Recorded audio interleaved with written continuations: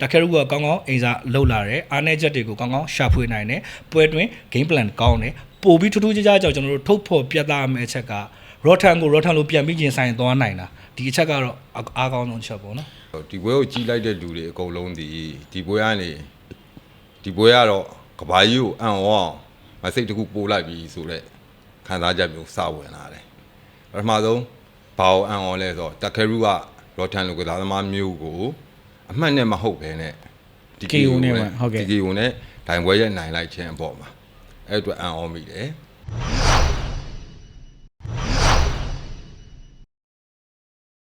House of Warrior ပြည်သက်များအားလုံးပဲမင်္ဂလာပါဗျာ One Samurai Main Event ပွဲစဉ်တွေကခေါင်းတွဲတိုင်းဖြစ်တဲ့ Takeru နဲ့ Rotan တို့ရဲ့ဒါကစ်ပေါင်စင်း Flyweight တန်းဒါကြားပြကပတ်လူပွဲကိုကျွန်တော်ရဲ့အတူဒါအားကစားသုံးသက်သူတွေဖြစ်တဲ့ဒါကိုစိုးညီကိုကောင်းထက်တို့ကသုံးသက်ပြောဆိုပြသွားမှာပဲဖြစ်ပါတယ်ခင်ဗျာကိုတို့မင်္ဂလာပါမင်္ဂလာပါ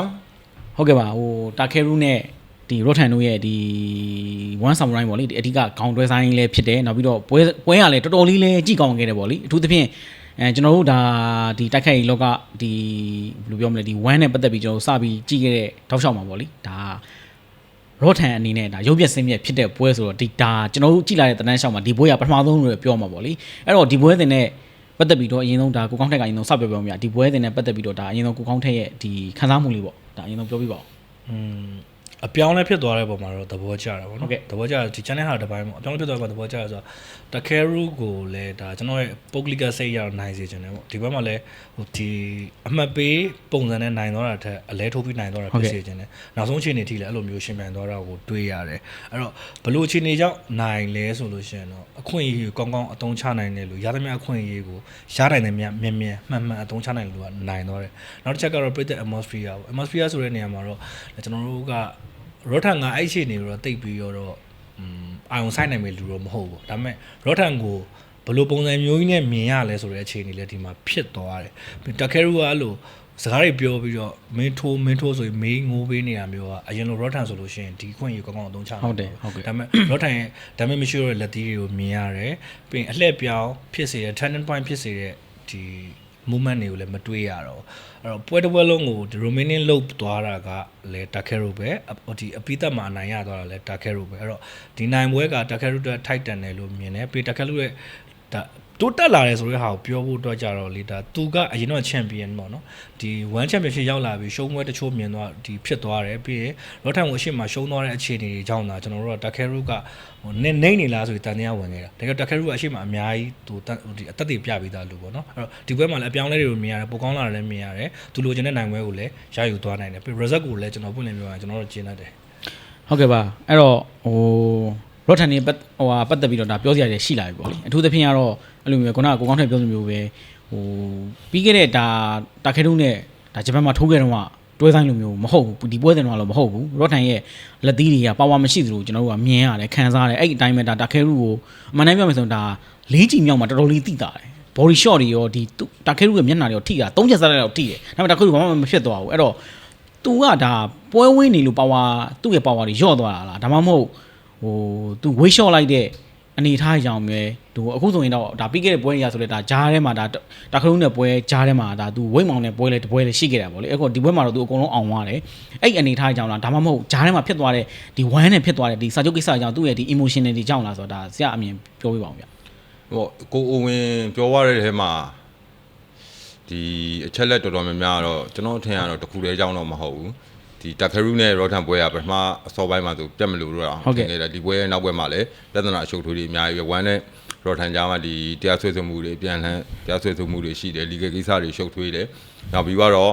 ့ဒီ Rotan ဒီလည်း Takeruနဲ့နောက်ဆုံးထိုးခဲ့တာပြီးခဲ့တဲ့2025 match လာမှာဒီဂျပန်မှာပဲလုပ်တယ်1-1-7-2ပြိုင်ပွဲမှာအဲ့နောက်ပိုင်းမှာသူနောင်နဲ့တပွဲတဲ့တယ်ဒါပေမဲ့ဒီဝိတ်မဝင်ဘူးသူစေးရုံရောက်သွားတယ်မထိုးပြစ်လိုက်ဘူးပြောရမယ်ဆိုပွဲလဲဝေးသွားတယ်Rotan ကိုကျွန်တော်တို့မြင်ရတာဒ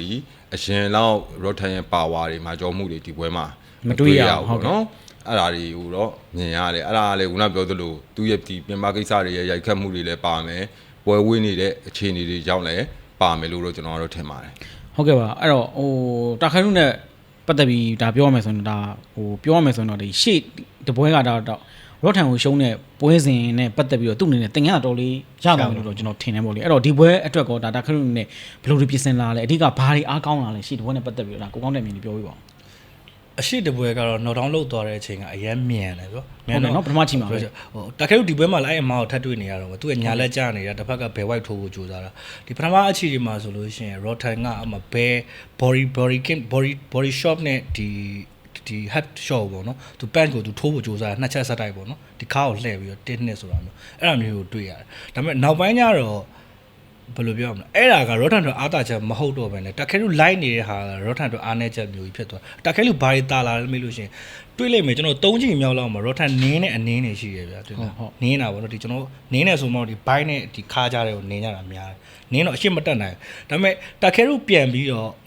ထိကိုပြက်ကန်တာကြတော့နင်းတာမဟုတ်ပဲねဒီ liver ကိုထိမဲ့ဟာမျိုးကိုထောက်တာပေါ့နော်အဲ့ဒီအချိန်တွေက rotan ကိုဘယ်လိုပြောမလဲနည်းနည်းအခက်ခဲတွေးစီရလို့မြင်တယ်ပြန်ရော့ထန်ပေးထိုးတယ်ဘာကြောင့်ပေးထိုးလဲဆိုတာကိုဒီပွဲတစ်ချိန်လုံးကိုကျွန်တော်တို့ပြန်ကြည့်တဲ့အခါမှာရော့ထန်ပါဝါလက်သီးပါဝါအရင်လောက်မရှိတော့တာ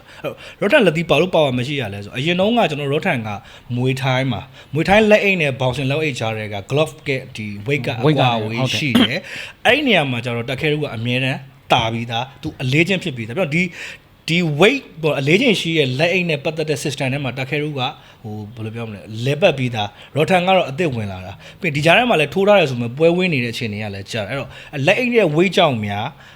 းရော်ထန်ရဲ့လက်သီးကပါဝါမပါတော့တာလားအဲ့ဒါတစ်ချက်တွေးမိတယ်ဗောနော်ဒီကစားသမားနှစ်ယောက်နိုင်ချင်တဲ့ကအဲ့ဒါကြောင့်ရော်ထန်လက်သီးတွေကခါတိုင်းလောက်အစပိုင်းမှာမြန်မြန်ထွက်လာပဲတဖြည်းဖြည်းနဲ့ဒီလက်သီးထွက်နှုံကျလာတယ်လက်သီးထွက်နှုံကျလာဆိုလို့ damage ပါတဲ့နှုံကလည်းကျလာအဲ့ဒီအချိန်မှာတက်ခဲရူကကြတော့ရော့ထန်ကိုနှစ်ချက်ပေးထိုးပြီးတော့မှ white လက်သီးထုတ်သုံးတာမျိုးတွေရှိတယ်ပြောမယ်ဆိုလို့ရှိရင်ကျွန်တော်ဘာတီလဲဆိုလို့ဒီဟိုနေဒီကျွန်တော်တို့ reality ကြည့်ဘူးလားမသိ home check man ကားထဲမှာလေဒီကျွန်တော်တို့ဒီဟိုAptan နဲ့ဒီ fighter နဲ့ထိုးတဲ့အချိန်မှာ Aptan က fighter ထိုးနေတာကိုစောင့်ပြီးတော့မှတစ်ချက်ပြန်ပြီးထိုးတဲ့ဟာလိုမျိုး system error ကိုကြည့်ပြီးအဲ့ဒီဘောမျိုးဒီပွဲမှာ Takeru က Rotan ကိုကောင်းကောင်းကြီးကိုပေးသွားတယ်ပြီးအလှည့်ပြောင်းဖြစ်စေတာကကြတော့ဒါကျွန်တော်တို့ knock down 2 ချိန်ရတဲ့အခါဘလို့ဖြစ်စိတ်ပိုင်းဆိုင်ရာအသာစီးရသွားပြီဟိုပြီးနောက်တစ်ချက်ထပ်ပြီးပြောချင်တာ Rotan အနေနဲ့ဟိုသူကဘာဖြစ်လို့များသူ့လိုပေါ့နော်သူ့လို clash ရဲ့ fighter ကဘာကြောင့်များဒီဂျိုးဝိုင်းဒိုင်နဲ့ဒီအောက်ကဒိုင်နဲ့ဆုံးဖြတ်ချက်ပေါ်မှာအတင်းစောတကတက်နေတာလေဒါသူ့လို fighter မျိုးအတွက်က iconic ဖြစ်တဲ့ fighter မျိုးတွေကမလုပ်သင့်တဲ့အခြေအနေပေါ့နော်အဲ့လိုအခြေအနေတွေကဒီပွဲကိုအလှည့်ပြောင်းဖြစ်သွားစေတယ်ပြီးရင်တက်ခဲရူကိုအသာစီရသွားစေတယ်အဲ့တော့ liver shot ထောက်တဲ့ဟာရယ် rotor လက်သီးပေါက်ကျနေတဲ့အချိန်မှာပေးထိုးပြီးတော့ကောင်းတာပြန် white လက်သီးထိုးတဲ့အချက်တွေဒါကတော့အလှည့်ပြောင်းပေါ့နောက်တစ်ချက်ကကြတော့အိမ်စာလောက်လာတဲ့အရာကိုရှင်းကြည့်မယ်ဆိုလို့ပွင့်လင်းပြောကျွန်တော်တို့လည်းတက်ခဲရူဗီဒီယိုဒီ social media မှာပြသမျှကိုပဲကျွန်တော်တို့မြင်ရတာဒီ Rotan ရဲ့ social media မှာပြသမျှကိုပဲမြင်ရတာတကယ်လည်းအိမ်စာလောက်လာခြင်းမလောက်လာခြင်းကကျွန်တော်ပွဲတွင်းမှာဆုံးဖြတ်တာဖြစ်သွားတယ်ဒီတော့ Rockeru ကိုဘာလို့တာလဲဆိုလို့ရှိရင်တကယ်ကောင်းတယ်သူ့မှာ champion ဂုံပုတ် K1 နဲ့ champion ဂုံပုတ်လို့ဆိုတဲ့အရာမျိုး champion အနေနဲ့ဒီကိုရောက်လာတယ်ဆိုတဲ့အရာမျိုးဒီဘက်မှာကောင်းကောင်းကြီးပြသသွားတယ်သူတို့ပြ Rotan လို fighter ဟိုကစားရည်လည်းပြိုင်ဘက်ကိုဆွဆွတဲ့အခြေအနေမျိုးရှိတယ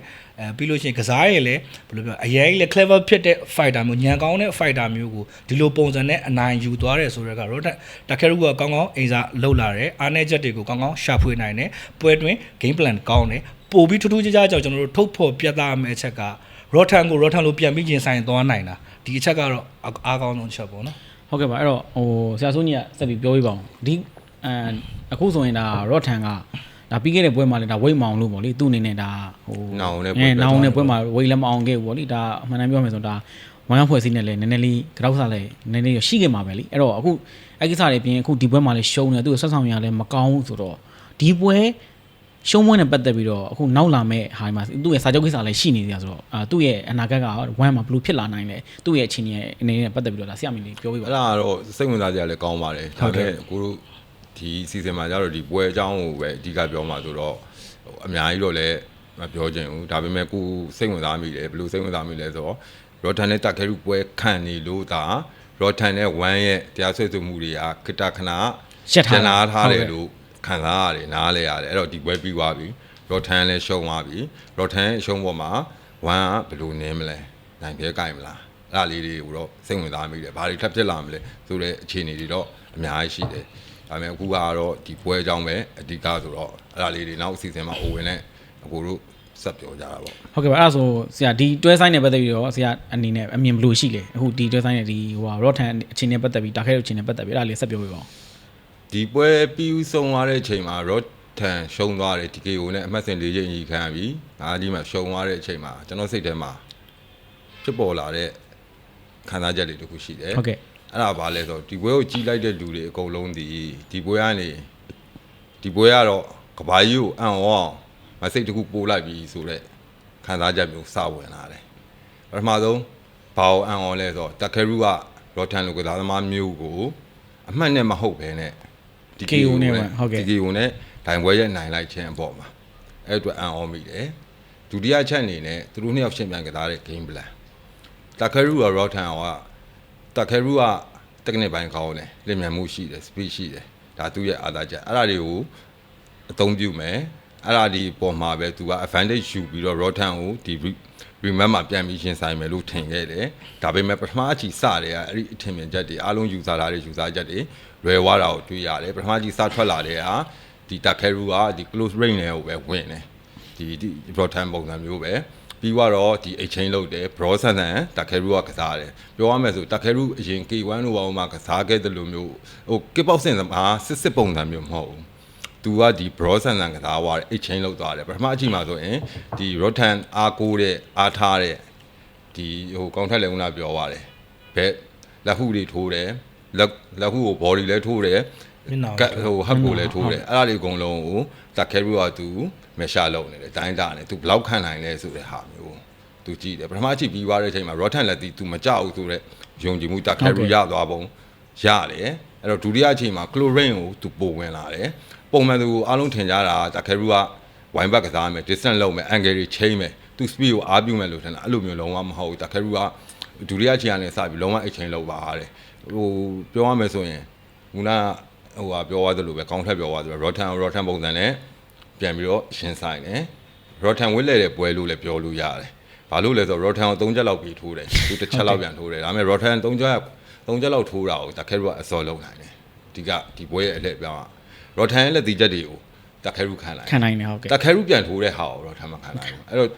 ပွဲအလှည့်ပြောင်းကဒုတိယအချိန်မှာလည်းစမြင်ရတယ်ဒုတိယအချိန်မှာလက်ဟုနဲ့ပြန်နှစ်ခါ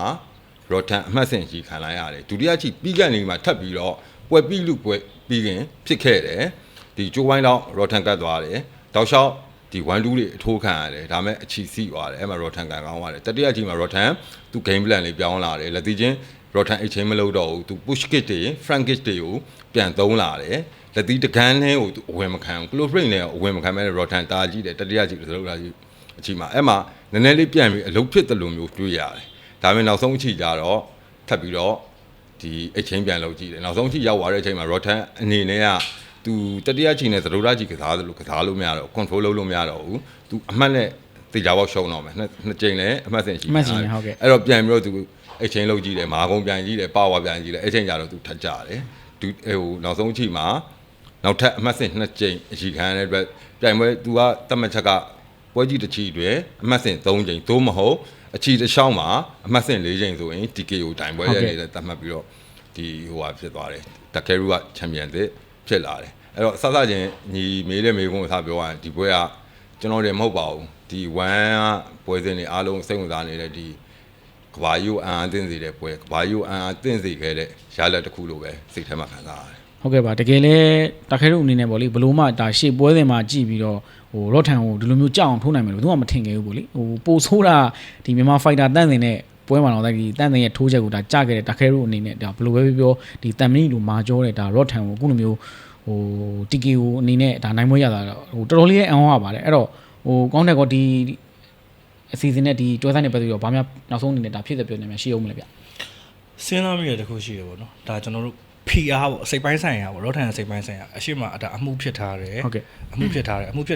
့ဒါနဲ့ဒီပြိုင်ပွဲဝင်ပြန်ရတယ်သူရဲ့ပြိုင်ပွဲကလည်းဒါ Takeru ဖြစ်နေတယ်ပေါ့နော်အဲ့ဒီစိတ်ပိုင်းဆိုင်ရာကလည်း Rotan ပေါ်စိုးမိုးမှုတက်ရောက်မှုရှိမယ်လို့လည်းဒါကျွန်တော်ကထင်မိတယ်တပိုင်းပေါ့နော်ဟိုထင်မိတယ်ဟိုအရင်လိုမျိုးစိတ်လုကိုလိုနဲ့ရှင်ပိုင်ရတာမျိုးမဟုတ်ဘူးဒါကလည်းသူ့အမှာဒီပွဲနဲ့ press conference ရောက်တော့မ